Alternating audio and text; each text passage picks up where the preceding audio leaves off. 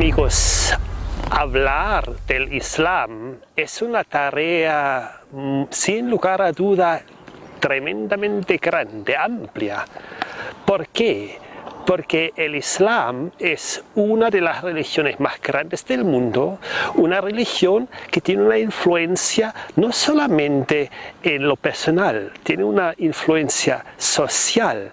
Es una influencia que domina y predomina no solamente el aspecto social, sino también político. Abarca muchos países y miles de etnias en su contexto cultural. El Islam es una religión monoteísta. Creen en un Dios y su creencia, su dogma básica es una declaración de fe que se basa en el Corán. Y esa frase es: hay un solo Dios, no hay más Dios que Alá. Y Muhammad es su profeta. Eso es la esencia de la creencia islámica. Los eruditos islámicos definen su fe como la suma y la sumisión a Dios el Altísimo a través de la creencia, de la obediencia y del abandono de la idolatría.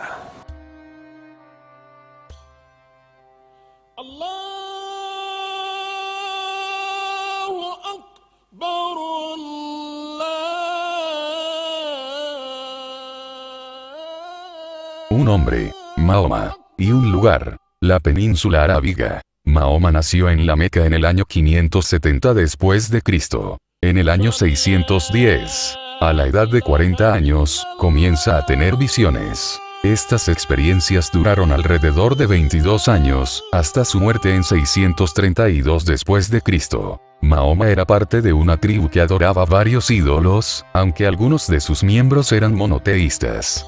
Afirmaban ser los descendientes de Abraham a través de Ismael. Durante 3 años, Mahoma no habló con nadie de sus visiones. Después comenzó a recitar lo que se le revelaba. En sus recitaciones, invitaba a la gente a abandonar la idolatría y adorar al único Dios. También marcó una serie de tareas y prácticas religiosas, que luego pasaron a formar parte del Islam. Llamó a todos los miembros de su familia y les preguntó: ¿qué diríais si os contara que hay un ejército esperando a atacarnos al otro lado de ese monte? Le contestaron: te creeríamos. ¿Y si os dijera que soy un mensajero de Dios? Pensaron que era absurdo. Le dijeron: ¿para esto nos has convocado? A lo que respondió: ¿es que nadie va a apoyarme en esto? Solo una persona, su primo Ali, que aún era un niño, se levantó y dijo: yo te apoyaré. Todos pensaron que era muy divertido que la única persona dispuesta a seguir al profeta fuera un niño. Piensen en ello. Un hombre de mediana edad que no sabe leer ni escribir, que no es rico, que es huérfano, a pesar de proceder de una tribu importante, que trabaja para una mujer, dice que es el profeta. Dios le ha hablado. No le creyó nadie. En el año 619, después de Cristo, las enseñanzas de Mahoma encontraron oposición, especialmente entre los negociantes de la gente de Meca, porque esa gente vendía idolatría, vendían elementos de sus creencias y eso era su negocio. Y las enseñanzas de Mahoma atacaron esa base económica de esa gente. Ya nació una oposición fuerte. El mensaje divino que Mahoma transmitió a su gente iba acompañado de una dura advertencia para aquella sociedad cada vez más materialista. Advirtió a la gente de la Meca y los alrededores y a su propia tribu, Quraysh,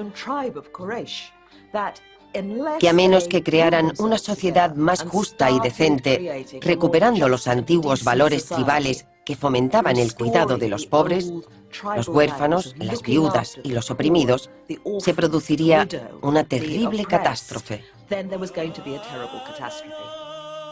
el 622, Mahoma se sentía tan amenazado, tenía miedo por su vida, así él se fue a Medina a vivir por la invitación de unas tribus árabes y así dejando espacio entre la oposición y él. En el año 622 declaramos el comienzo de la fe islámica. De ahí Mahoma empezó a transformarse también en un vocero político, tocó temas sociales y otros temas de la sociedad donde había mucha necesidad. Entonces, desde este tiempo, ellos se llaman musulmanes, que significa los sometidos a Dios y a las enseñanzas de Mahoma. El libro sagrado del Islam es el Corán, dictado por Alá a Mahoma a través de Jibril, el arcángel Gabriel. Los seguidores del Islam se denominan musulmanes. Atestiguan que Mahoma es el último de los profetas enviados por Dios y sello de la profecía. Lo que ahora llamamos el Corán representa la colección completa de aquellas palabras que Mahoma recitaba cuando recibía sus revelaciones de Dios.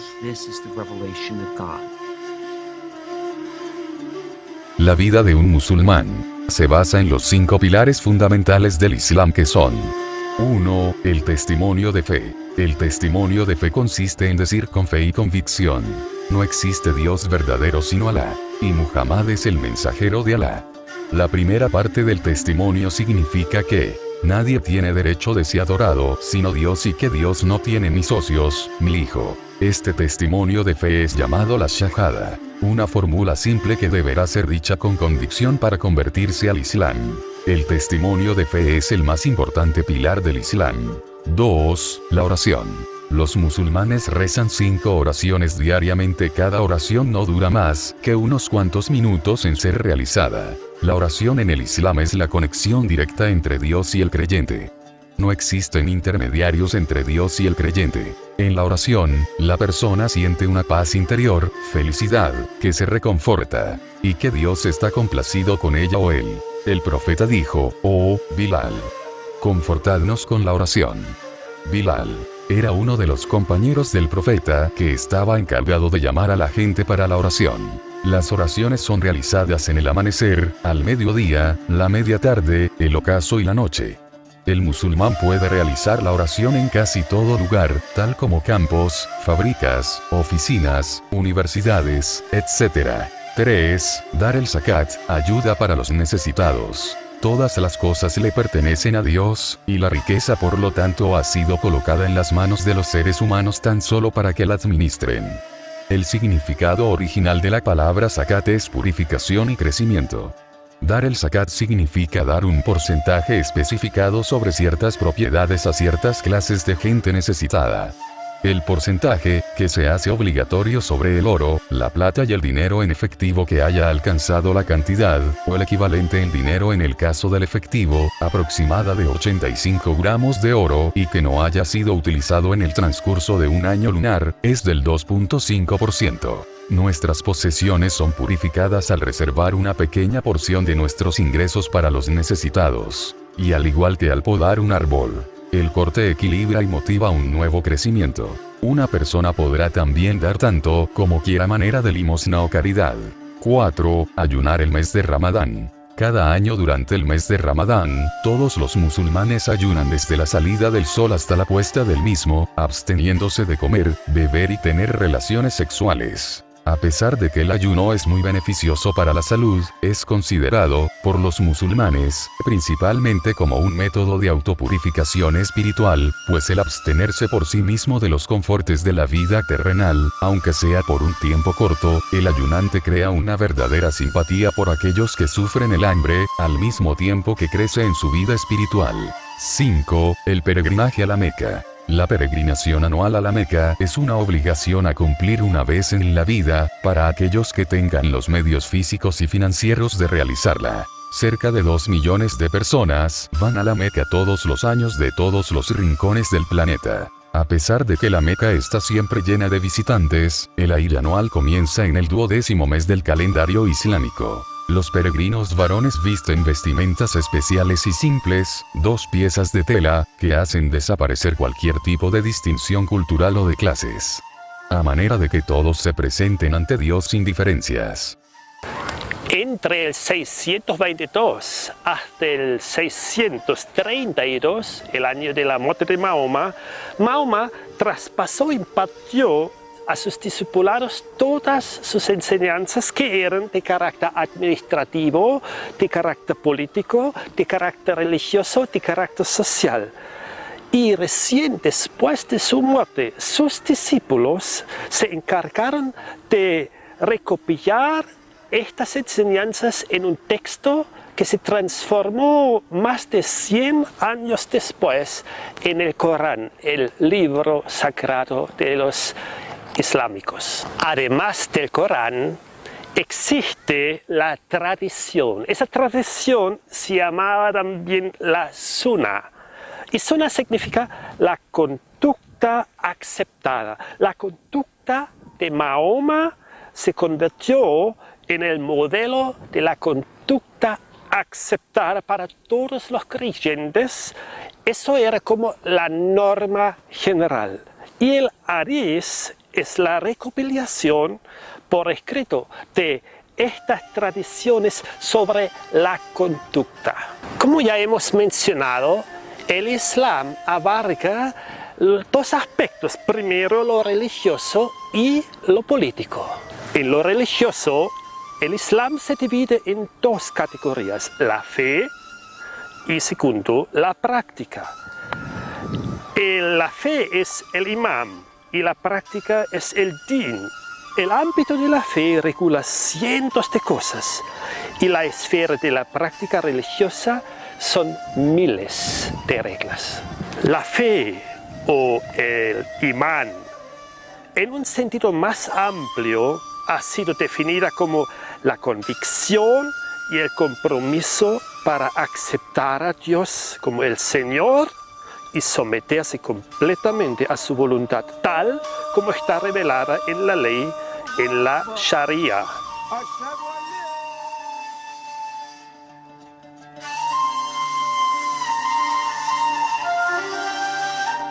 En un sentido más conciso, ha sido reducido a 6 artículos de fe que son: creencia en Dios. Dios es uno, es totalmente diferente al hombre. No tiene cara, manos ni ninguna cosa humana. La naturaleza de Dios es, según el Corán, de una estricta justicia vengativa. Creencia en los ángeles. Los ángeles, que están en todas partes, son seres creados que no tienen voluntad propia. Existen 4 arcángeles, el de la revelación, el patrón de los judíos, el que tocará la trompeta que destruirá el mundo el día del juicio y el de la muerte.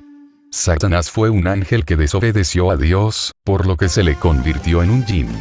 Los jinn son otra orden de seres sobrenaturales, creados del fuego, que tienen el poder de poseer a las personas. Creencia en los profetas. Dios ha enviado a unos 124.000 profetas. El primero de ellos fue Adán.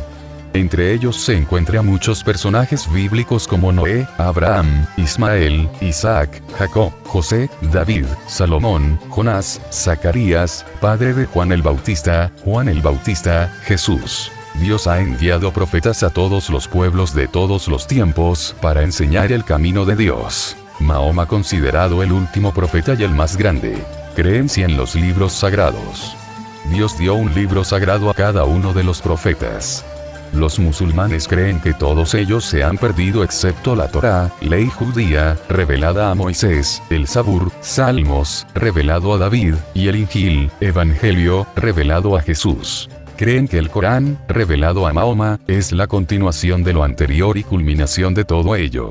Creencia en el día del juicio. También llamado el día de la muerte. Es el día en que Dios juzgará a los hombres con el propósito de recompensar a los fieles y castigar a los culpables. Lo hará a través de una balanza en la que se pondrán las buenas obras en uno de los lados de la balanza y las malas en el otro lado. El destino de cada hombre dependerá del lado para el que se incline la balanza. El paraíso es descrito como un jardín colmado de placeres terrenales, mientras que el infierno como fuego, dolor y muerte eterna. Creencia en los decretos de Dios. Todo está determinado por un Dios soberano, quien extravía a quien Él quiere y dirige a quien Él quiere. Todos deben someterse a su voluntad. Para los musulmanes, la Sharia es la esencia de una expectativa de una vida mejor, de un futuro mejor, de una vida futura. Se basa en lo que está escrito en el Corán y como el propio Mahoma lo citó y lo aplicó. La ley islámica se considera una bendición de Dios para la humanidad. Para los cristianos, la Sharia es más que nada el sinónimo de persecución, de maltrato, de violencia en contra de los que no creen en la creencia de Mahoma. Entonces la Sharia abarca una gran variedad de temas que van desde la oración hasta la guerra, a fin de establecer la ley islámica como la ley divina en esta tierra. A pesar de lo hermoso, de lo atrayente, de muchas frases y creencias en el Islam, el mundo se ha dado cuenta que la práctica y la aplicación ha dañado y ha producido mucha violencia en estos últimos siglos también.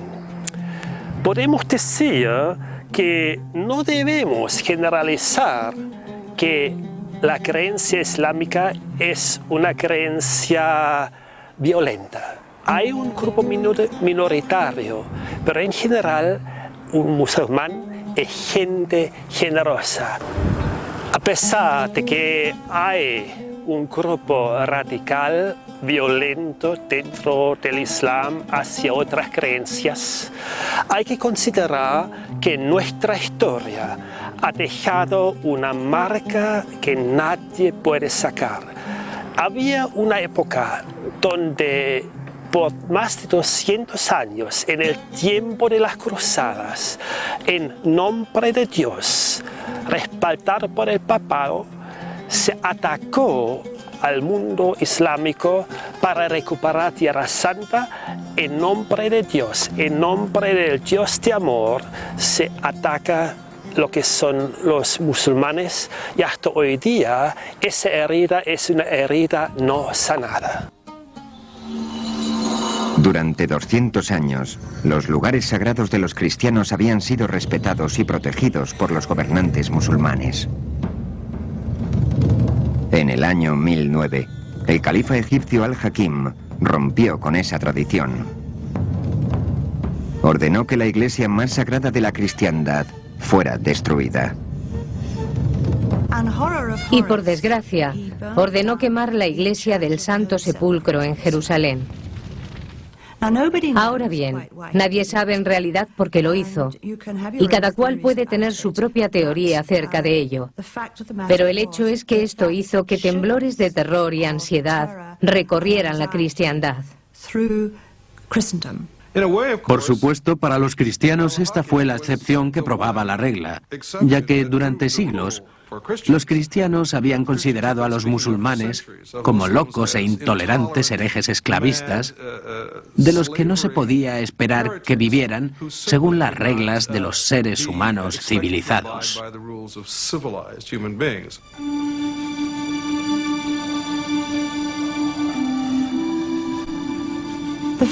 El hecho de que el sucesor de Al-Hakim ya hubiera reconstruido la iglesia del Santo Sepulcro para el año 1048 con ayuda bizantina no sirvió para nada. Ahora ya existía la percepción de que las cosas no iban bien en tierra sagrada.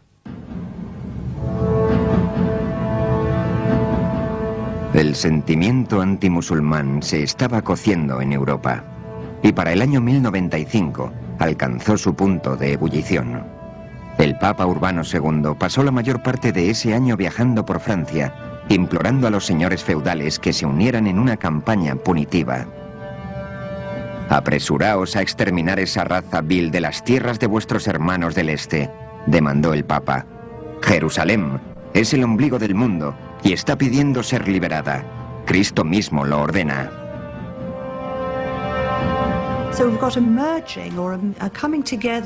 De modo que aquí tenemos una mezcla, o una unión, si se quiere, de religión y servicio militar, lo que sirvió a los propósitos del Papa, que declaró la cruzada para rescatar los lugares sagrados que estaban amenazados en el este, y en particular Jerusalén.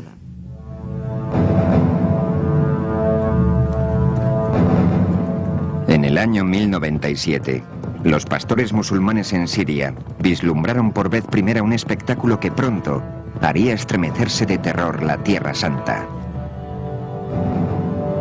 Por pura casualidad, cuando atacaron los cruzados, el imperio árabe nunca había estado tan vulnerable, fragmentado en reinos feudales y pequeñas dinastías.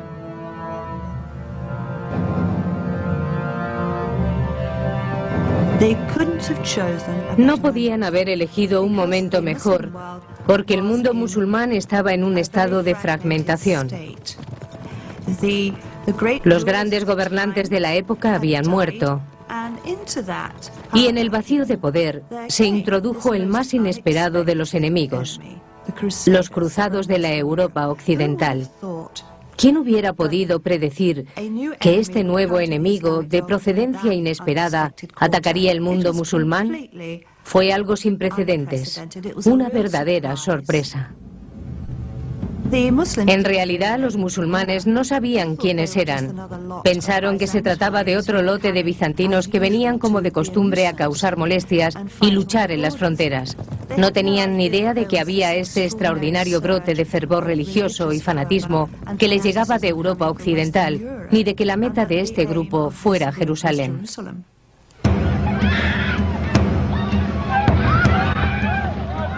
Fue una pesadilla histórica de días de incomprensible horror.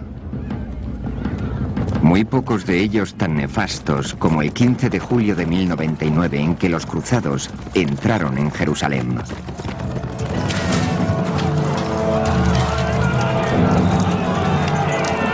La masacre debió de ser terrible. La población huyendo, presa del terror.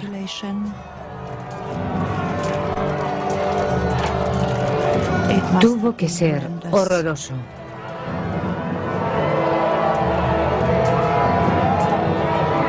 Esto es parte de una carta de los cruzados para el Papa.